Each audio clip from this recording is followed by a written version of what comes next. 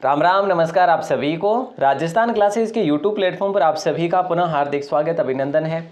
जैसा कि आप सभी को विदित है, पशु परिचर भर्ती के लिए हम राजस्थान जीके की शानदार जानदार क्लास सुबह 9 बजे जो है चलाते हैं मॉडल पेपर के माध्यम से। ये मॉडल पेपर नवा है, इससे पहले अगर आपने 8 मॉडल पेपर नहीं देखे हैं ज़रूर देखना, प्लेलिस्ट बन चुकी है, देखने में कोताही ना बरतें। दोस्तों राजस्थान जीके के ये टॉप 40 प्रश्न रहते हैं डेली और ओल्ड पेपर पर आधारित रहते हैं। अब आप ये मान के चलो कि ओल्ड पेपर पर आधारित प्रश्न जो है एग्जाम में पूछे जाते हैं और पूछे भी जाएंगे। अब ये तो आरपीएससी आरएसएमएसएसबी ने भी मान लिया है, ठीक है। तो विभिन्न भर्ती परीक्षाओं की अगर आप तैयारी कर रहे हैं तो ओल्ड पेपर को देखना ना भूलें।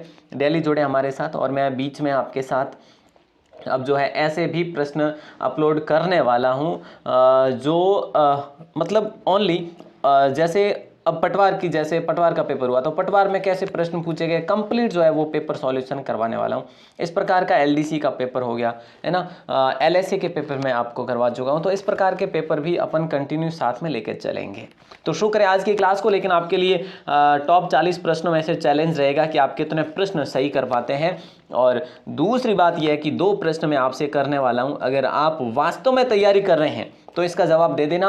अगर आप तैयारी नहीं कर रहे हैं यानी कि सीरियस होकर तैयारी नहीं कर रहे हैं तो फिर मैं ये मानूंगा कि भाई आप जो है बेझिझक जैसा आपको ठीक लगे वैसा आप पढ़ें, ठीक है। तो चलिए 2 सवाल, ज़्यादा नहीं होंगे। कटारगढ़ कहाँ स्थित है दोस्तों? कहाँ स्थित है कटारगढ़? ये आपको बताना, कुंभलगढ़ में, चित्तौड़गढ़ में, गढ़बींटली या मेहरानगढ़। दोस्तों कटारगढ़ कुंभलगढ़ में है, जहाँ पर महाराणा प्रताप का जन्म हुआ था। महाराणा प्रताप का जन्म कहाँ पर हुआ था? कटारगढ़ के बादल महल में हुआ था, सभी को विदित है, ठीक है सर, याद रखेंगे। बहुत बढ़िया, ऑप्शन ए सही हो गया। गढ़बींटली दुर्ग दोस्तों किसे कहा गया? अजमेर के तारागढ़ दुर्ग को गढ़बींटली दुर्ग कहा गया क्योंकि ये गढ़बींटली पहाड़ी पर बना हुआ है, ठीक है। मेहरानगढ़ दुर्ग की बात करें, इसको गढ़ चिंतामणि कहा जाता है, सूर्यगढ़ कहा जाता है, इसे कागमुखी भी कहा जाता है। ये दुर्ग है आपके जोधपुर में, सूर्य नगरी का दुर्ग है ये, ठीक है। बाकी सभी आपको मालूम है। राजस्थान की कौन सी जगह दाबू प्रिंट के लिए पॉपुलर मानी जाती है? तो देखिए दोस्तों यहाँ पे आपका राइट आंसर होगा अकोला। अब मैं आपसे एक सवाल करूं कि अकोला कहाँ पर है, तो बोले सर अकोला जो है ना ये चित्तौड़गढ़ में है। बहुत बढ़िया, अच्छा सवाल था ये भी आपका। निम्न में से कौन दादूपंती का उप संप्रदाय नहीं है? देखिए दोस्तों, खालसा है, नागा है, खाकी है और एक विरक्त है, लेकिन चंडाल नाम से हमने नहीं देखा। तो 4 उप शाखाएं हैं, इसमें कोई संदेह नहीं, लेकिन चंडाल जो है इस प्रकार की शाखा हमने बिल्कुल भी नहीं देखी, ठीक है। तो ऑप्शन डी आपका करेक्ट आंसर होगा। महाराणा राज सिंह ने मारवाड़ के किस शासक को मुगलों के विरुद्ध आश्रय दिया था?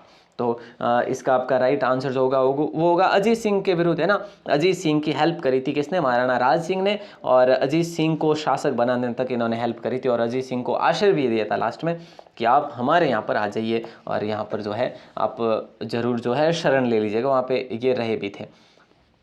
अगला सवाल है कि किस चौहान शासक ने 1192 एडी में तराइन का युद्ध लड़ा था, जो कि दूसरा, देखो तराइन का पहला युद्ध 1191 में लड़ा गया, दूसरे युद्ध की बात करें 92 में लड़ा गया, 1192 में, ठीक है। अब देखो यहाँ पे हम बात करें दोनों के दोनों मोहम्मद घोरी और पृथ्वीराज चौहान के मध्य लड़े गए थे और यहाँ पे पृथ्वीराज चौहान थे दोनों में। पहले में जीत गए थे लेकिन दूसरे में इनकी हार हो गई थी। नेक्स्ट सवाल है कि हेला ख्याल लोक संगीत राजस्थान किन क्षेत्रों में पॉपुलर है? तो देखिए दोस्तों ये ओल्ड प्रश्न है और ओल्ड प्रश्नों की बात करें तो इस प्रकार के प्रश्न आपको अभी भी देखने को मिल सकते हैं। दौसा और सवाई माधोपुर, हो सकता है आपको यहाँ पे एक जो आपका गंगापुर सिटी और नाम दे दे, है ना, गंगापुर सिटी और नाम दे दे, तो इसमें कोई है ऐसा नहीं, आपको ये तो चीज़ें पढ़नी ही होगी। अगला सवाल है कि 1857 स्वतंत्रता संग्राम में कोटा माराओं की सहायता के लिए किस राज्य ने सैनिक सहायता भेजी थी? तो करौली के महाराजा ने भेजी थी, मदन पाल ने। दोस्तों ऑप्शन बी को लॉक करेंगे। और ये जब कोटा के महाराव जो है कोटा के महाराव को नज़रबंद कर लिया गया था किले में ना, तब इन्होंने भेजी थी सेना। अजमेर की कौन सी महिला राजनीतिक और सामाजिक कार्यकर्ता थी जिन्हें उनकी गतिविधियों के कारण मेवाड़ और बूंदी राज्यों से निर्वाचन किया गया था? निर्वाचित या फिर निर्वाचन कर लिया गया था, निर्वासन है ना, या निर्वाचित। तो राइट आंसर जो है आपका क्या होगा? बोले सर यहाँ पे तो अंजना देवी चौधरी होगा। अगला सवाल आपकी स्क्रीन पर है। अब अगला सवाल जो है आपकी स्क्रीन पर है कि जोधपुर के मेहरानगढ़ दुर्ग का संस्थापक कौन था? देखिए दोस्तों, जोधपुर के मेहरानगढ़ दुर्ग का जो संस्थापक है वो कौन थे, तो वो थे राव जोधा। अब ये भी आपको पता होगा ना कि इसकी नींव कब रखी गई थी, तो मई में रखी गई थी 1459 में। दोस्तों पता होना चाहिए सभी को, 12 मई 1459 को नींव रखी गई थी राव जोधा के द्वारा। ऑप्शन ए आपका लॉक हो जाएगा। और मेहरानगढ़ दुर्ग के अनेकों नाम मैं आपको बता चुका हूँ। इसको कागमुखी कहा जाता है दोस्तों, इसको जो है आपके गढ़ चिंतामणि भी कहा जाता है। क्या, गढ़ चिंतामणि भी कहा जाता है।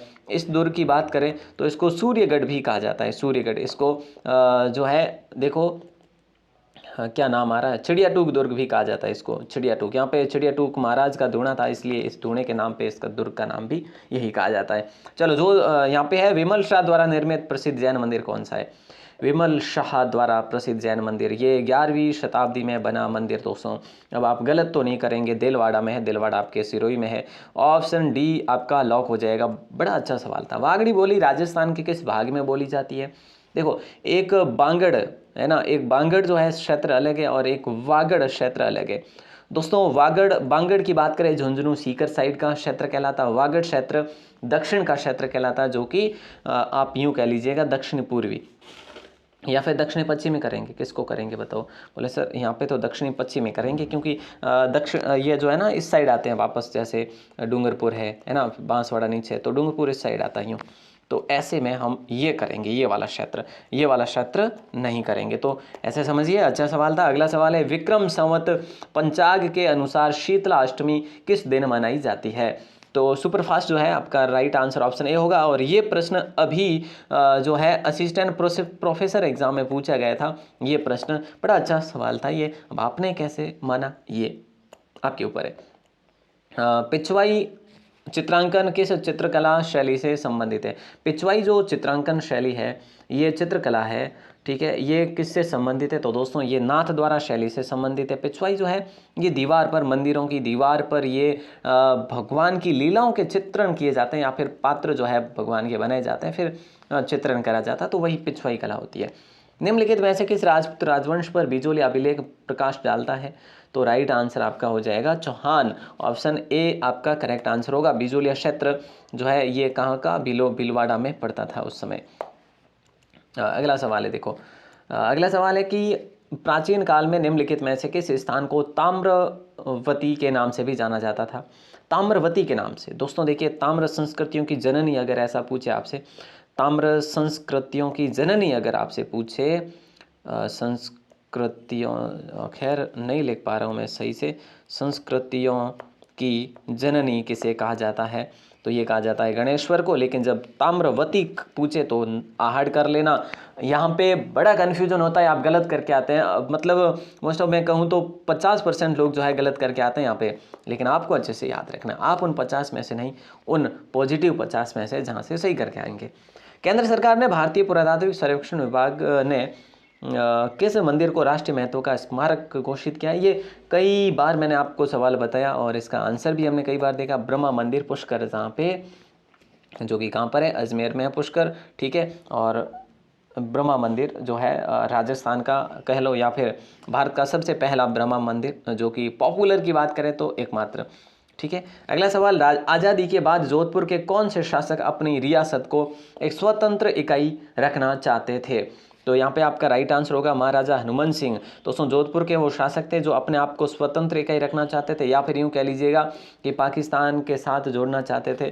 तो ए ऑप्शन आपका लॉक हो जाएगा। ये भारत सम्मेलन पत्र पर हस्ताक्षर नहीं कर रहे थे, लेकिन बाद में सरदार वल्लभ भाई पटेल, वीपी मेनन के मतलब कि सहयोग से जो है इन्होंने ये कर दिखाया था। निमोचना कांड कब हुआ था, जिसे गांधी जी ने दोहरी डायरी बताया था? ये कब हुआ था भैया? 14 मई 1925 में हुआ था। निमोचना कांड अलवर में हुआ था दोस्तों। कहाँ पे हुआ था? अलवर में हुआ था। उस समय जय सिंह यहाँ के शासक थे। अगला सवाल है, राजस्थान सेवा संघ की स्थापना किस वर्ष में हुई? दोस्तों जो मैं बोल रहा हूँ वो आप लिखते रहिएगा। मेरे ख्याल से हो सके, मैं ज़्यादा फास्ट बोल रहा हूँ तो आप होल्ड कर करके लिखते रहिएगा। नोट्स ज़रूर बनाएं अगर हो सके तो। ओल्ड पेपर के प्रश्न है और एग्ज़ाम में छपेंगे, तो ये मैं बार बार नहीं बोलूँगा। राजस्थान सेवा संघ की स्थापना किस वर्ष हुई थी? तो यहाँ पे राइट आंसर हो जाएगा 1919 को लॉक करेंगे, यानी ऑप्शन ए। अजमेर मेरवाड़ा का राजस्थान में कब विलय हुआ? अजमेर मेरवाड़ा का राजस्थान में कब विलय हुआ? तो राइट आंसर आपका हो जाएगा 1 नवंबर 1956 को हुआ था, ठीक है। और उसी दिन राजस्थान का हम कह सकते हैं पूर्ण रूप से राजस्थान हमारा अस्तित्व में आया था। वर्तमान जो अस्तित्व है राजस्थान का, उस अस्तित्व में आया था 1 नवंबर 1956 को। उसी दिन से राज्यपाल का पद सृजित किया गया था, राज प्रमुख का पद हटाया गया था। ये बातें हम प्रशासनिक जो तरीके से करते हैं। अगला सवाल है कि प्रसिद्ध चित्रशाला के गढ़ राजप्रसाद में स्थित है। मतलब प्रसिद्ध चित्रशाला किसके गढ़ राजप्रसाद में है? तो ये सीधी सी जाहिर सी बात है, ऑप्शन ए आपका करेक्ट आंसर होगा, बूंदी में होगा, ठीक है। बूंदी का जो ये राजप्रसाद है वहाँ पे। सुमेलित करना है आपको, अच्छा सवाल है। और ऑप्शन किसको लॉक करेंगे? देखिए, एकतारा कैसा है, अलगोजा कैसा है, झांझ कैसा है, मादल कैसा है, सिर्फ 2 आपको पता होना चाहिए। एकतारा की बात करें, एकतारा आपका जो है कैसा वाद्य यंत्र है? एकतारा सर एक तारा है ना, तारा आ रहा है इसमें, तो तत्वाद्य है। 2 करेंगे पहले में हम, अच्छा पहले में हम क्या करेंगे? 2 करेंगे। चलिए 2 इसमें भी आ रहा है, 2 इसमें भी आ रहा है। चलिए अलगोजा की बात करें, अलगोजा एक सुरशिर वाद्य है, यानी फूंक देकर बजाया जाने वाला है। तो 3 इसमें आ रहा है बी में, और 3 इसमें भी आ रहा है ना, 3 इसमें भी आ रहा है। अब तक हमारा सॉल्यूशन नहीं हुआ, सॉल्यूशन होगा सी में, ठीक है। अगर सी में भी नहीं हो रहा तो फिर डी में 100% होगा।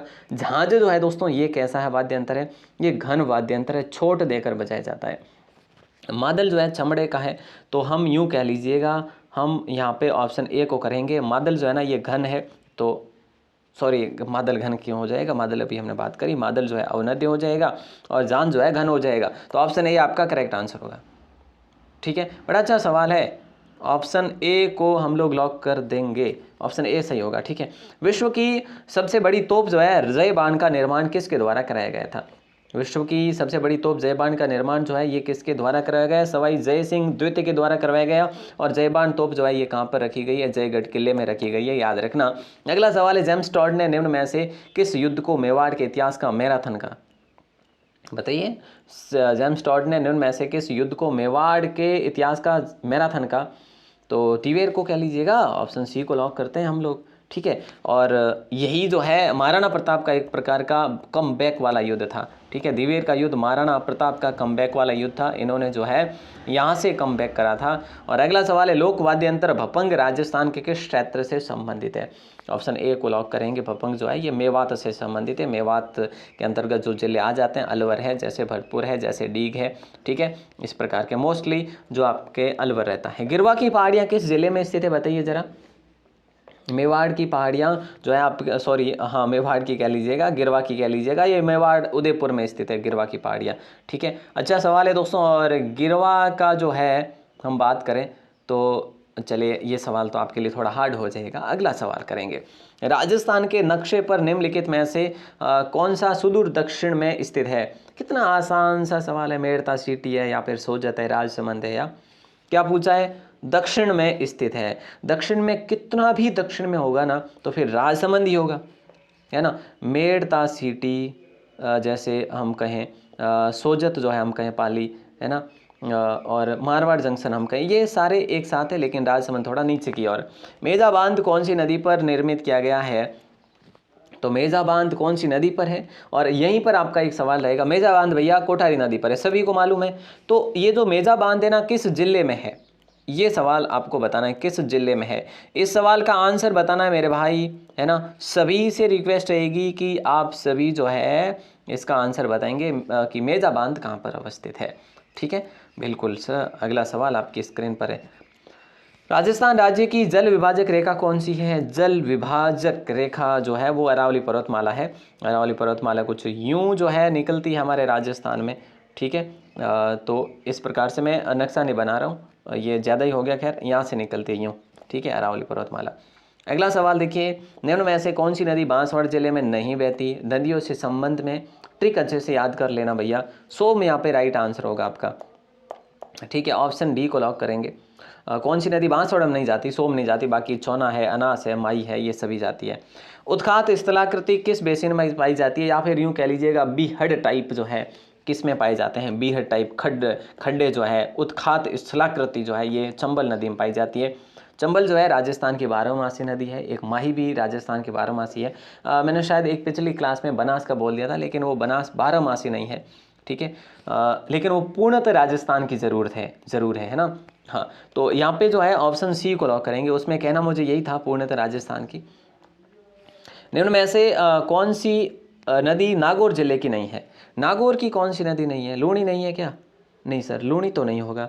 चलो तो फिर आलनिया करें सर। आलनिया जो नदी है ना, ये कोटा साइड की नदी है, बड़ी प्राचीन नदी है भैया। यहाँ पे सभ्यता स्थल भी है ना। यहाँ पे हमें कुछ चित्र भी देखने को मिले हैं, शैल चित्र वगैरह, ठीक है। तो ये भी आपको याद रखना। बाकी लूणी, जोजड़ी, मेंथा वगैरह ये यहाँ से आती जाती ही है, इनका रोज का काम है भैया।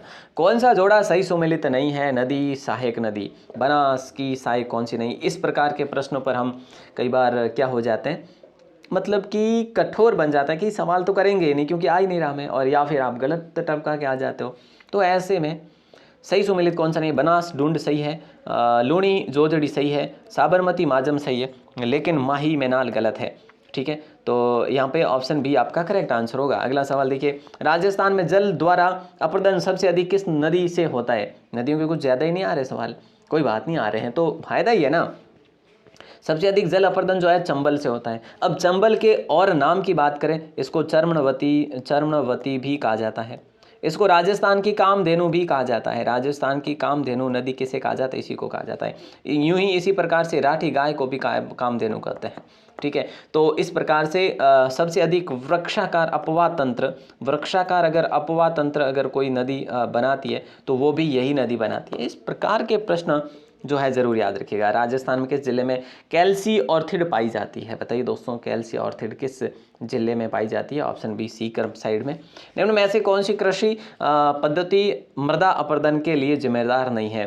निम्न में से कौन सी कृषि पद्धति मृदा अपर्दन के लिए जिम्मेदार नहीं है? तो राइट आंसर आपका होगा बागाती कृषि। बाकी सभी के सभी जो है मृदा अपर्दन के लिए जिम्मेदार है।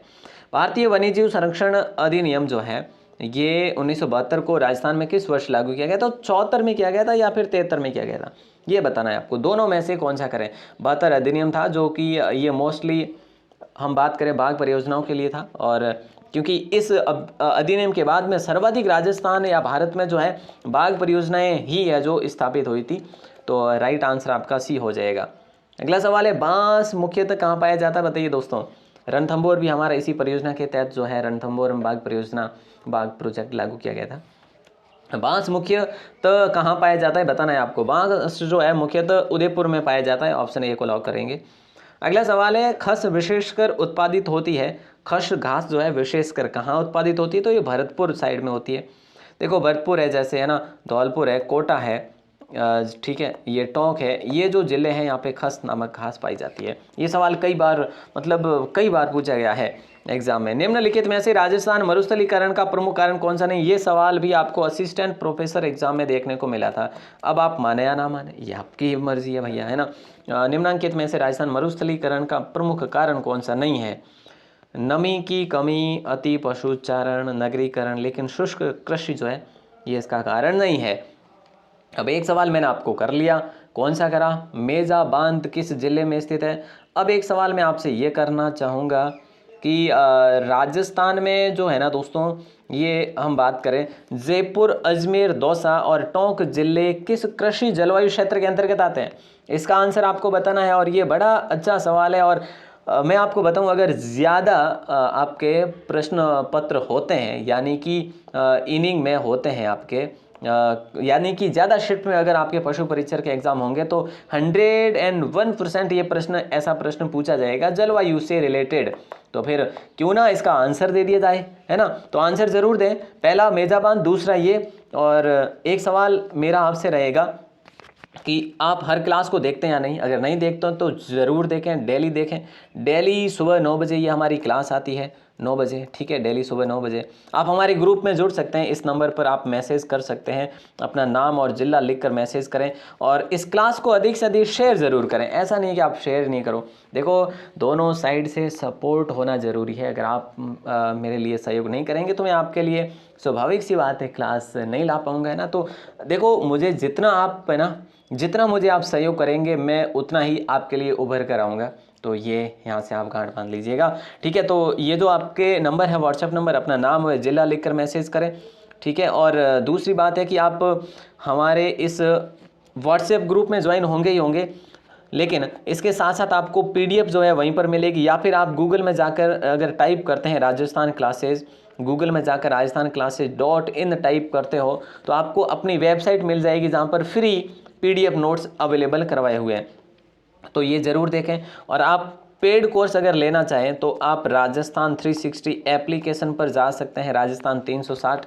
यहाँ पे आपको 49 में कंप्लीट जो है जो पशुपालन सब्जेक्ट का PDF फॉर्मेट में कोर्स मिल जाएगा। ज़रूर देखें, ये देखना भी ना भूलें। ऑल दी बेस्ट दोस्तों, मिलते हैं अपन अगली क्लास में। तब तक के लिए आप शेयर ज़रूर करना और क्लास को लाइक करके कमेंट ज़रूर करना क्लास कैसी लगी। जय हिंद, वंदे मातरम।